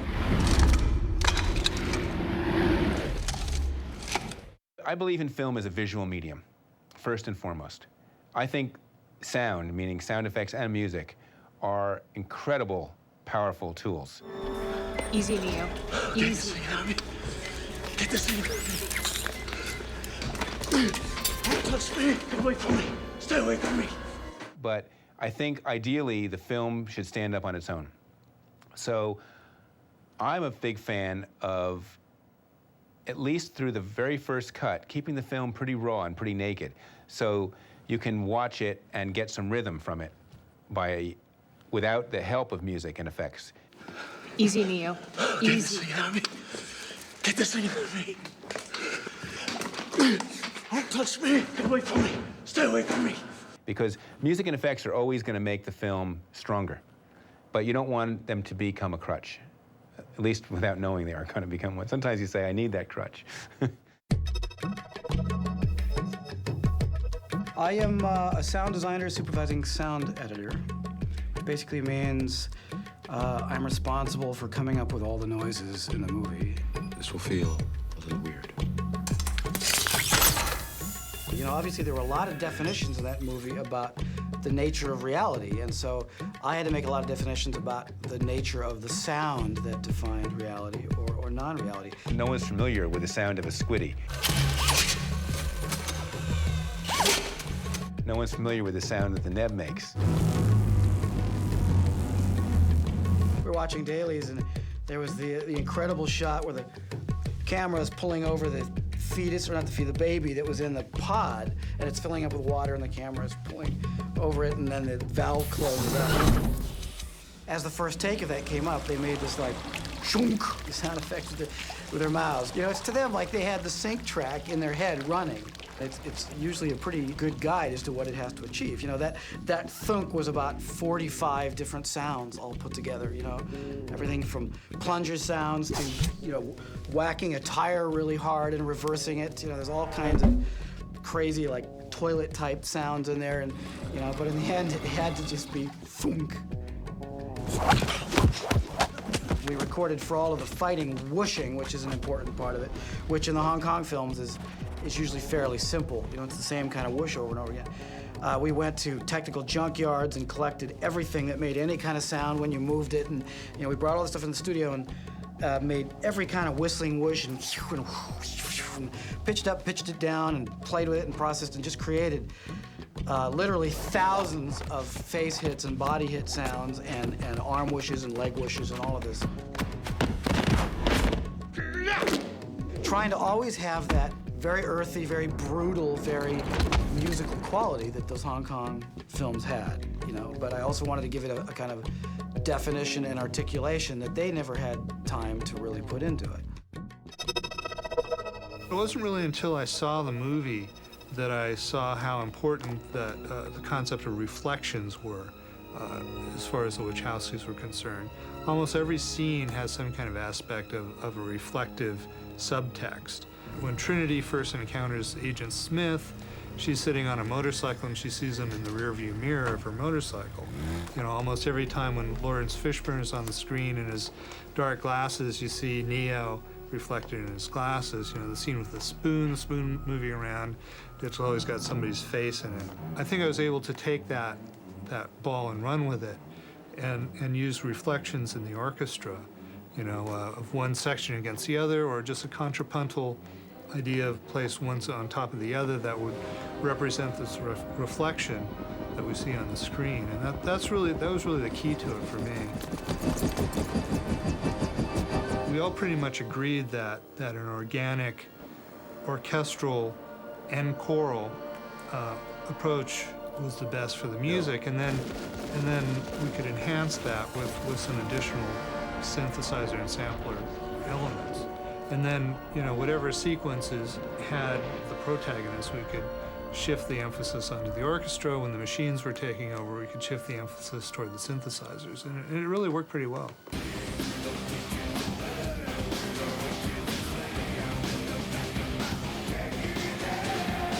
The fact that it was fairly seamless going from the underscore to the songs was mostly due to the sensitivity of the directors and also the music supervisor, Jason Bentley. The process was a combination of understanding what the Wachowskis were interested in. They had the core interests of Rage Against the Machine. At the end was just spot on. They couldn't do without it. Furthermore, Prodigy was important. They're watching you, Neo. Who is? Please just listen. That was a natural connection, was some of the concepts in the film very much match this future-minded mentality that a lot of the producers in electronic music really subscribe to. There's this record on there, Rob D, Club to Death, which is an awesome tune. It's a surging, thick hip-hop breakbeat with strings. Basically, that's a record straight out of my crate. I mean, just like these records around me. Just one of those gems that no one knew about. It was just one of those gems, you know, and you drop it, you play it at just the right moment. But, you know, a DJ usually keeps them because they're like secret weapons.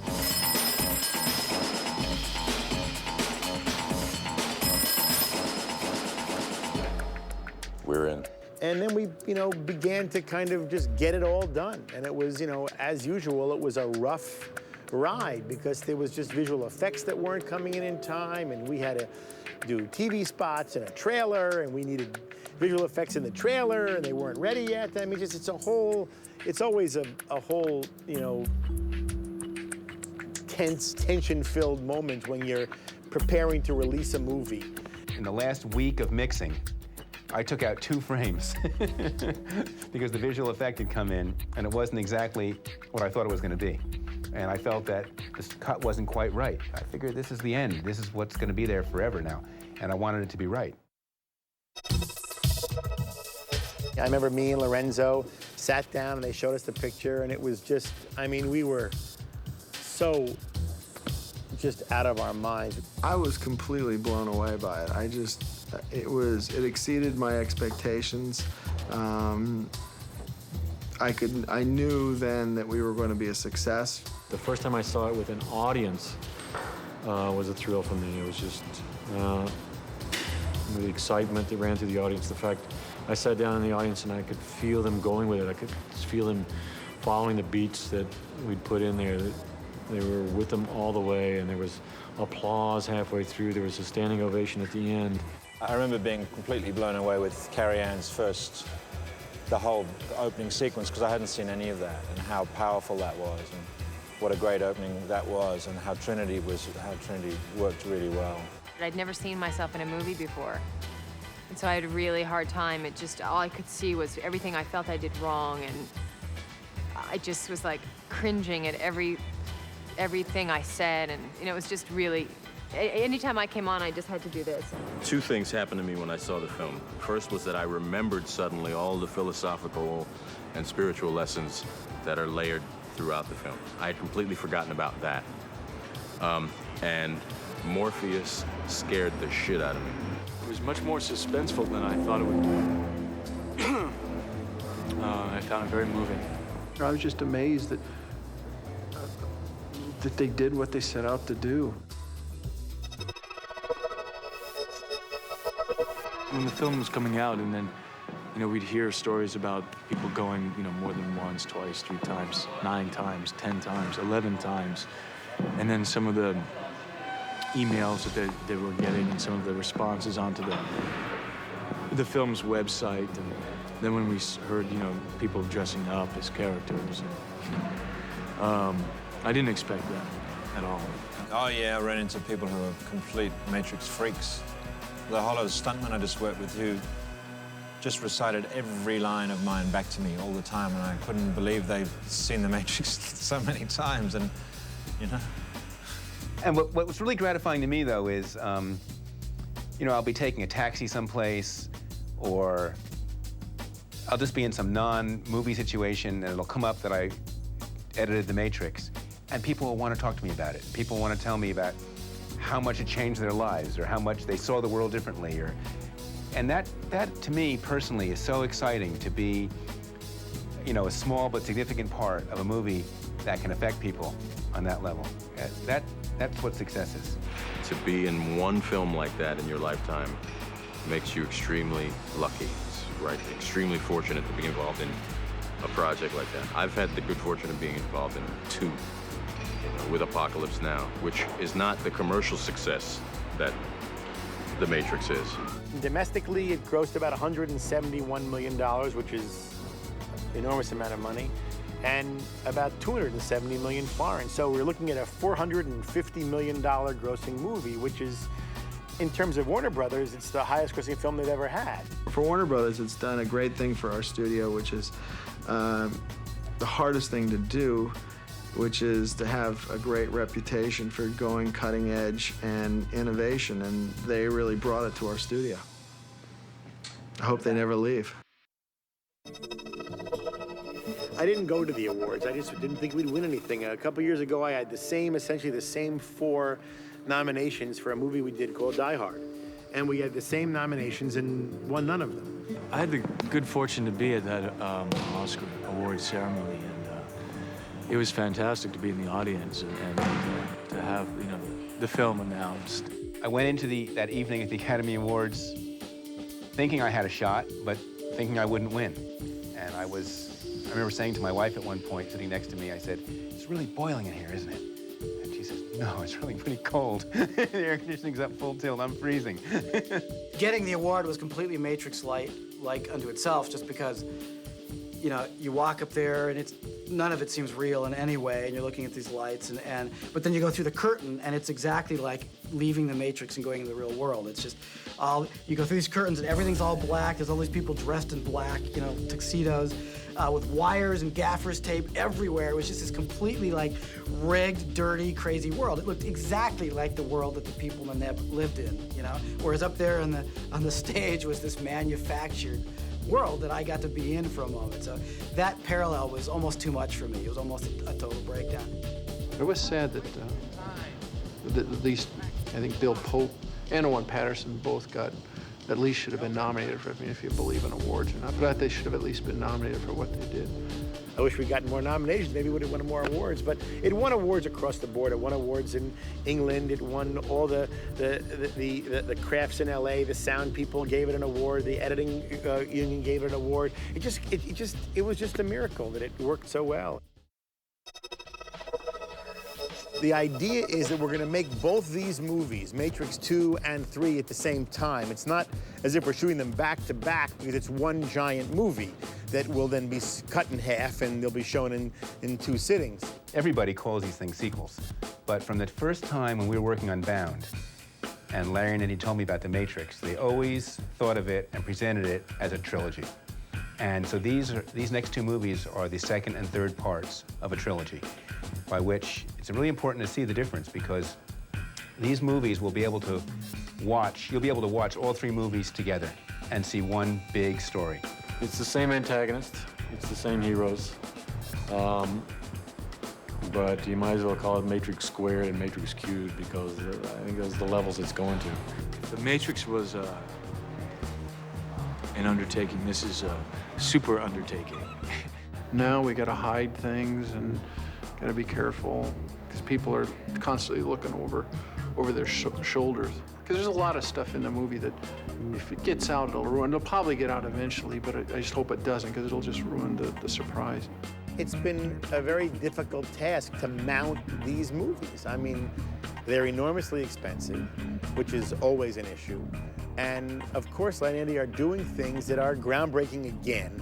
I could jump right to the chase and tell you, you know, that we're going completely over the top from where we were before, because, you know, the technology is there now to go for the next level. There's stuff in this movie that nobody's ever done or seen, and it's just, as much as I liked the first one, when I read the second one, I thought it was better than the first one.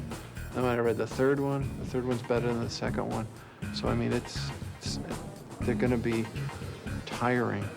because they're just so amazing. There's so much stuff to take in. I really like it. I like the revelations. I like what Neo finds out about. He found out what the Matrix was to a certain extent. And in this piece, he gets even more insight into how the Matrix works.